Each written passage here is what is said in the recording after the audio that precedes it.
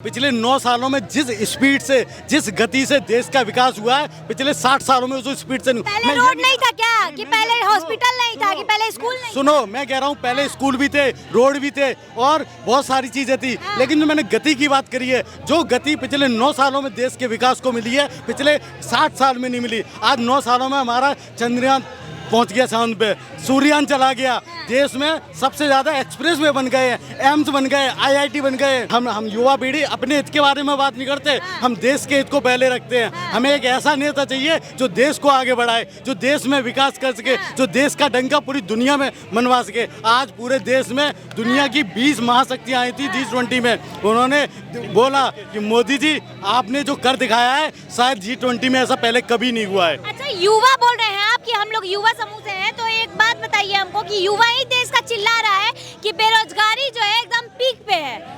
अच्छा, बेरोजगारी, जिस बेरोजगार से आप पूछेंगे ना कि आज से आप 10 साल पहले कौन सा फोन यूज करते थे तो बोलेगा मैं कीपैड यूज करता था। 10 साल पहले किससे चलते थे तो बोलेगा साइकिल से चलता हूँ। आज वो स्मार्टफोन यूज कर रहा है, आज वो बाइक अपने पसंद की बाइक यूज कर रहा है। आज पता है 10 साल पहले 15 साल पहले वो सिलेंडर के लिए लाइन में लगता था, आज वो पेटीएम से फटाफट सिलेंडर बुक करके घर आ जाता है। पहले यूट्यूब चलाते थे ना, फेसबुक यूट्यूब गोल गोल घूमता था, आज फटाफट गोलो 5G की स्पीड में नेट चल रहा है। डिजिटल इंडिया, चिदम्बरम जी कहते थे कि गांव का आदमी कैसे सब्जी खरीदेगा तो कैसे पेमेंट करेगा। आज आप जूते सिलवाने जाओगे ना मोची पे, वो भी अपने डिजिटल दिखा देता है, पेमेंट इसमें डाल दीजिए। रिक्शे में बैठा था, मैंने कहा भाई साहब 10 रुपए खुले नहीं है, उसने कहा भाई साहब ये मेरा QR कोड लगा है 10 रुपए डाल दीजिए। देश कितना तरक्की कर रहा है। नमस्कार, आप देखना शुरू कर रहे हैं 99 खबर और मैं ग्राउंड जीरो से रुचि तिवारी आपके साथ।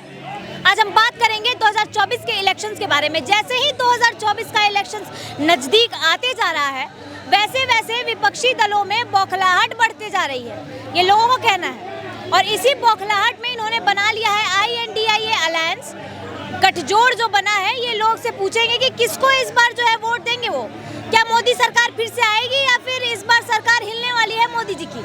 पूछते हैं, क्या नाम होगा सर आपका? जागृत। ये दिल्ली के रहने वाले हैं? नहीं मैम, उत्तर प्रदेश। उत्तर प्रदेश, अरे बाबा की सरकार से? उत्तर प्रदेश, बुलडोजर बाबा। बुलडोजर बाबा, कैसा लगता है बाबा का सरकार? मैम उत्तर प्रदेश में ना बाबा की सरकार अच्छी चल रही है, हिंदुओं का सम्मान हो रहा है, सबका सम्मान हो रहा है, हिंदुओं को भी सब कुछ मिल रहा है, मुसलमानों को भी सब कुछ मिल रहा है। पर विपक्षी जो कहते हैं कि हिंदुओं की सिर्फ करा जा रहा है, मुसलमानों को कुछ नहीं मिल रहा, सिखों को कुछ नहीं मिल रहा, पर ऐसा कुछ नहीं है। योगी सरकार को से बदनाम करने की वो है तरीका।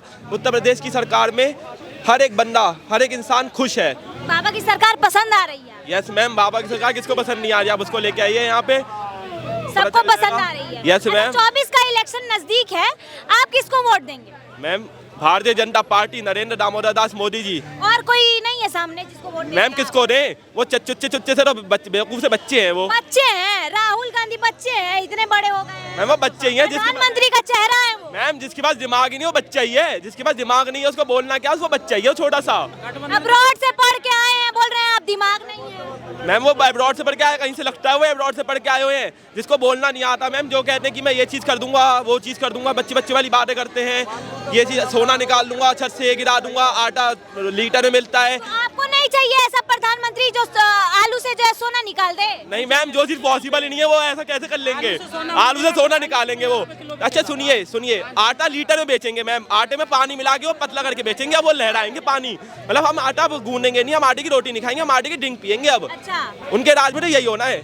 हाँ बोलिए, क्या नाम होगा आपका? पहले नाम बता। मेरा नाम राहुल है।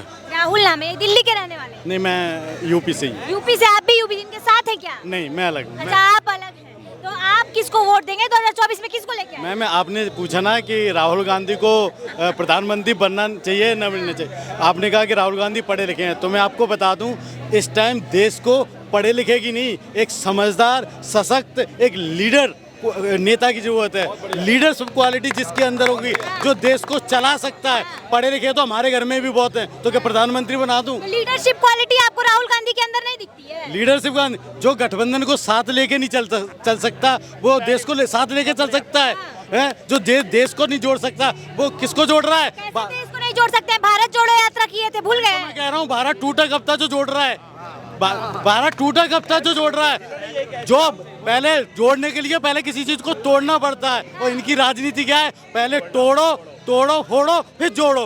है ना। तो इसीलिए ये भारत जोड़ रहे थे और देश की जनता समझ रही है कि हमारा भारत पहले से महान था, महान है। और अब मोदी जी के आने से हमारा भारत का नाम दुनिया में डंका बज रहा है। आप भी मोदी जी को लेके आएंगे क्या? बिल्कुल। देखो, हम जो युवा पीढ़ी है ना, एक नए नजरिए के साथ देश में आगे बढ़ रहे हैं। हमें वो सरकार चाहिए जो हम युवा पीढ़ी अपने हित के बारे में बात नहीं करते, हम देश के हित को पहले रखते हैं। हमें एक ऐसा नेता चाहिए जो देश को आगे बढ़ाए, जो देश में विकास कर सके, जो देश का डंका पूरी दुनिया में मनवा सके। आज पूरे देश में दुनिया की 20 महाशक्तियाँ आई थी G20 में। उन्होंने बोला कि मोदी जी आपने जो कर दिखाया है शायद G20 में ऐसा पहले कभी नहीं हुआ है। अच्छा, युवा बोल रहे हैं आप कि हम लोग युवा समूह से हैं, तो एक बात बताइए हमको कि युवा ही देश का चिल्ला रहा है कि बेरोजगारी जो है एकदम पीक पे है। अच्छा, बेरोजगारी, जिस बेरोजगार से आप पूछेंगे ना कि आज से आप 10 साल पहले कौन सा फोन यूज करते थे, तो बोलेगा मैं कीपैड यूज करता था। 10 साल पहले किससे चलते थे, तो बोलेगा साइकिल से चलता हूँ। आज वो स्मार्टफोन यूज कर रहा है,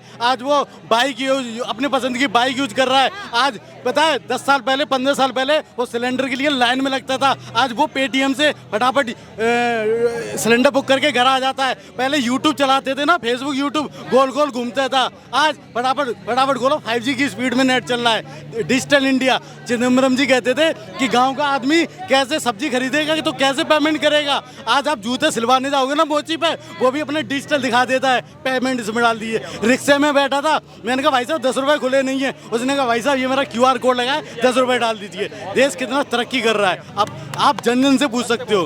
मैम आप एक बात करती हैं बेरोजगारी की, अनएम्प्लॉयमेंट की। मैम पहले आप उन युवाओं से जाके पूछिए वो कहाँ तक पढ़े हुए हैं। मैम जिनको नॉलेज नहीं है किसी चीज़ की, पढ़े लिखे पढ़ना वो चाहते नहीं है और उनको जॉब चाहिए। जॉब में मोदी के अपने घर से के कंपनी खोल के देगा कि मेरे को जॉब ले लो।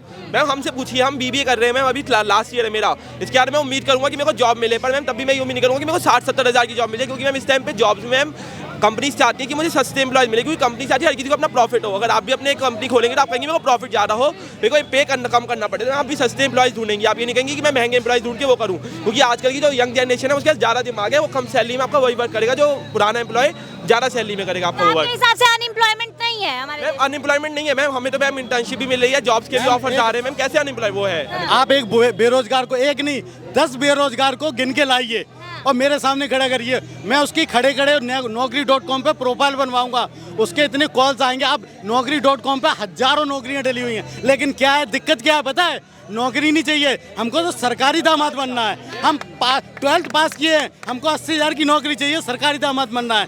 क्या भाई साहब यहाँ गोलगप्पे जो बेच रहा है, क्या वो रोजगार नहीं कमा रहा है? ई रिक्शे वाला, क्या वो रोजगार नहीं है?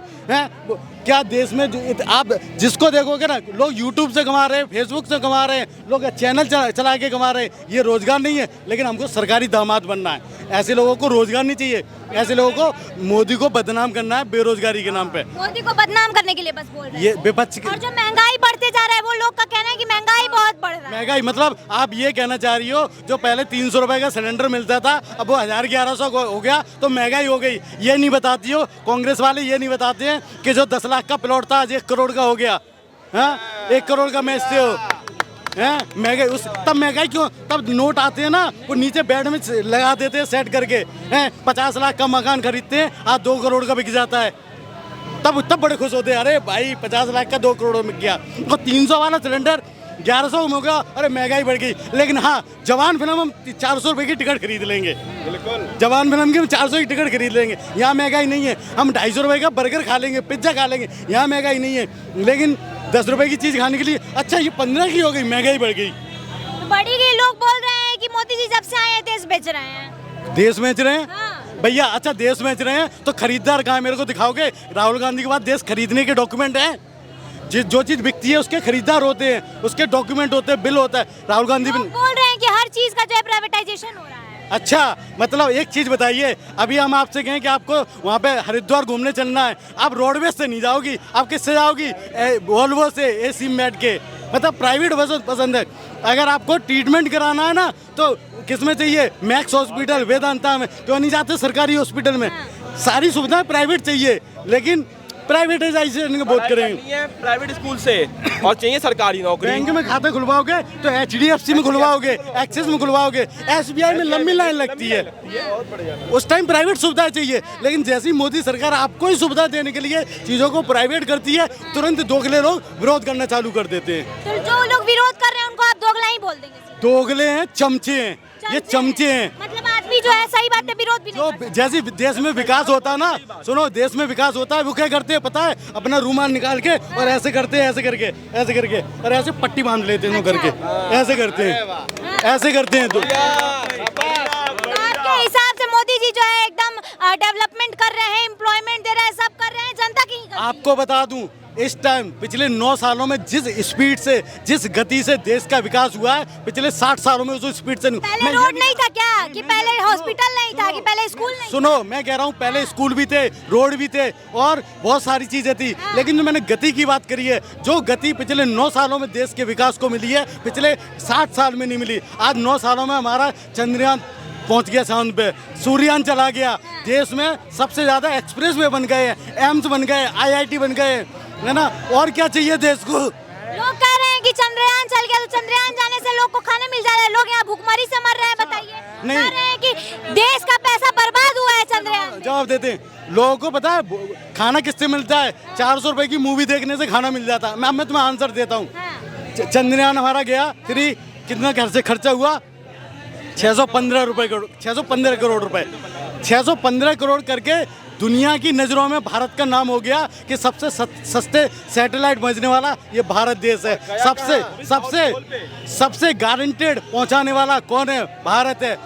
एक हमने भरोसा जीता है दुनिया की नज़रों में। अब हमको सबसे ज़्यादा सैटेलाइट पहुंचाने के लिए हमको बिजनेस मिलेगा, और बिजनेस आ चुका है।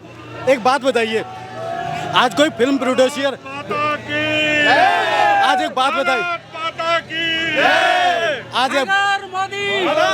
आज एक बात बताइए, जब कोई फिल्म प्रोड्यूसर फिल्म बनाता है 600 करोड़ रुपए 600 करोड़ रुपए लगाता है, क्यों लगाता है? उसको पता है कि 600 करोड़ लगाए तो 1000 करोड़ कमाएंगे भी, इस वजह से लगाता है ना, प्रॉफिट के बदले। मोदी जी गुजराती हैं, ऊपर से बिजनेसमैन भी हैं, उन्हें पता है हमने 615 करोड़ चंद्रयान में लगाए ना तो 6000 करोड़ कमा के दिखा देंगे। अच्छा 2 मिनट आप रुकिए, चाचा भी कुछ बोलना चाह रहे हैं, इनका भी सुन ले। क्या नाम होगा चाचा आपका? देखिए, युवा वर्ग अपना नाम क्या होगा आपका? पहले नाम बताइए। मेरा नाम वो नाम है जिसे कहते हैं ललित। ललित, बहुत सुंदर नाम है आपका। बताइए क्या बोलना चाहते हैं? धन्यवाद। मैं ये बोलना चाहता हूँ, युवा वर्गों में आज देखो जोश कितना है। आज भारतवर्ष का नाम देश और विदेशों में हुआ है। G20 से भी हुआ है, वैसे चंद्रयान से भी हुआ है। आज युवा लोगों को इतने खुश हैं कि वो साइंस लेने के लिए इनकी साइंस लेने में होड़ लगेगी। अब साइंस की पढ़ाई और ज़्यादा और हिंदी में हुआ करेगी, ये भी आपको बता रहा हूँ। पर एक चीज़ ये देखिए, जो आप कह रहे थे ना, पिछले साल में क्या सड़कों का निर्माण नहीं हुआ था? ये आपका सवाल मुंह से था इनके लिए। क्या कितने खड्डे होते थे, कितनी साइकिलें पंचर होती थी, कितने हमारे अस्थि पंजर टेढ़े मेढ़े हो जाते थे, तो क्या कहते वो सड़कें कहते थे उसको। आज सड़कों में जाके देखो, हाईवे में जाके देखो, आपको पता ही लगता कि आप किस पे बैठे हो, किस पे नहीं बैठे हो। मैं ये कहना चाहता हूँ आपसे, आज जो पिछले गुणगान कर रहे हैं ना, ये उनका दोष नहीं है। वो उन्होंने उस टाइम का पानी पिया और हमने भी पिया है। तो मैं ये कहना चाहता हूँ, इस टाइम का पानी ज्यादा स्वादिष्ट लग रहा है। देखो, इस टाइम का पानी जब युवा ऐसे भविष्य के लिए जो काम हो रहे हैं, युवाओं के लिए काम हो रहे हैं, इसलिए मुझे अमृत लग रहा है। अमृत लग रहा है। पहले का पानी जहर था। जो पहले का पानी, आप एक चीज बताओ, इतना था कि टैक्स में भी हमें छूट नहीं थी। इतना टैक्स देना पड़ता था हम लोगों को। आपको हमारे को आयुष्मान बैंक में खाता खुलाने के लिए 3-4 लोगों का एक वो चाहिए था, सिफारिश एक, नहीं तो हमारा खाता नहीं खुलता था बैंकों के अंदर। शौचालय के लिए औरों के जंगल में जाते थे, 10 लफंडे खड़े रहते थे। आज कहाँ है वो? कहने का मतलब, आज कानून व्यवस्था सही हुई है। डबल इंजन की सरकार ने जो काम कहा है, जो किया है, जो लाल किले के प्राचीर से कहा है, 24 में फिर वापस आऊँगा और आपकी सेवा करूँगा। जो काम अधूरे पूरा करूँगा। इसी के साथ ही मैं बात समाप्त करता हूँ।